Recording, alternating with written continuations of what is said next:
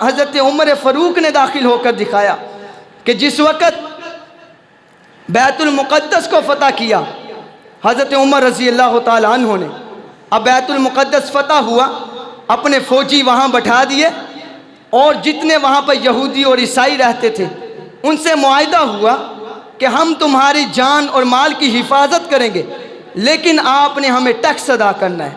وہ ٹیکس ادا کر دیتے، وہ یہ سپاہی ان کی حفاظت کرتے۔ لیکن ایک دن ایسا آیا کہ کسی اور کے ساتھ جنگ لڑنی تھی، اب فوجیوں دستہ جو تھا وہ کم پڑ گیا۔ کسی نے بتایا کہ بیت المقدس میں فوجی مجاہدین زیادہ ہیں، آپ وہاں سے منگوا لیں۔ حضرت عمر رضی اللہ تعالیٰ عنہ نے وہاں سے منگوائے، لیکن منگانے سے پہلے یہ کہا کہ آپ نے اس سال یہودی اور عیسائیوں سے جتنا ٹیکس لیا ہے ان سب کو اکٹھا کرو اور ان کو بتاؤ کہ ہم آپ کی حفاظت نہیں کر سکتے، لہٰذا اپنا ٹیکس جو ہے وہ واپس لے لیں۔ اور ہمیں بتایا ادخلوا فی السلم کافہ، کہ اسلام میں داخل ہونا اصل یہ ہے کہ اگر کافر سے بھی کوئی معاہدہ ہو جائے اس معاہدے کی پاسداری کرنا یہ مسلمان کا حق ہے۔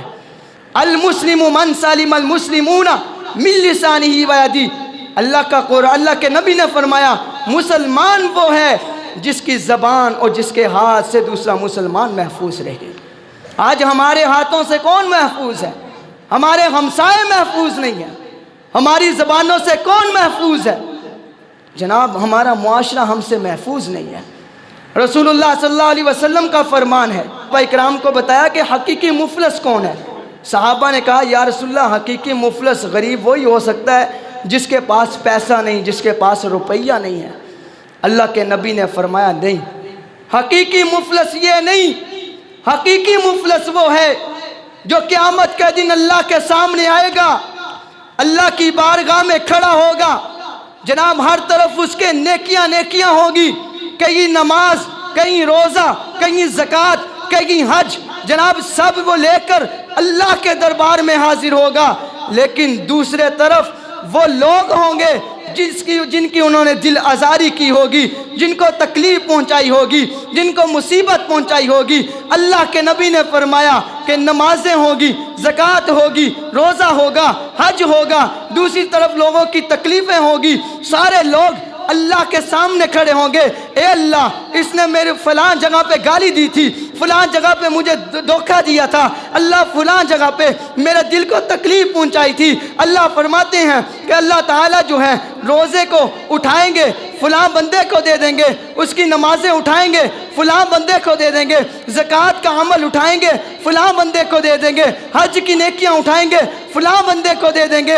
اب سارے بندے، لیکن ساری نیکیاں ختم ہو جائیں گی، بندے اور بھی موجود ہوں گے، انسان اور بھی موجود ہوں گے۔ اللہ ہماری بھی دل آزاری کی ہے، اللہ تعالیٰ ان لوگوں کے گناہ اٹھا کر اس بندے کے گناہوں پر ڈالتے جائیں گے، ڈالتے جائیں گے۔ اللہ کے نبی نے فرمایا جب آیا تھا تو نیکیاں لے کے آیا تھا، جب گیا ہے تو گناہ لے کر گیا ہے۔ ایسا بندہ جو ہے وہ مفلس ہے۔ تو آج ہمارا حال کیا ہے؟ ہمارا حال یہ ہے کہ ہم نیکیاں بھی کرتے ہیں ساتھ گناہ بھی کرتے ہیں۔ تو میرے بھائیوں، اسلام میں مکمل داخل ہو جاؤ۔ اللہ کا قرآن کہتا ہے اے ایمان والو مکمل کے مکمل اسلام میں داخل ہو جاؤ۔ وہ داخل ہونا کیسا ہے؟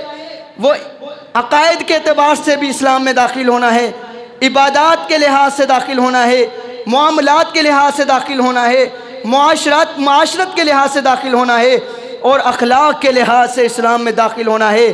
اگر یہ 5 چیزیں ہم اپنی اسلام میں داخل کر لیں گے تو یاد رکھنا اللہ کے نبی بھی ہمیں جنت میں لے جائیں گے۔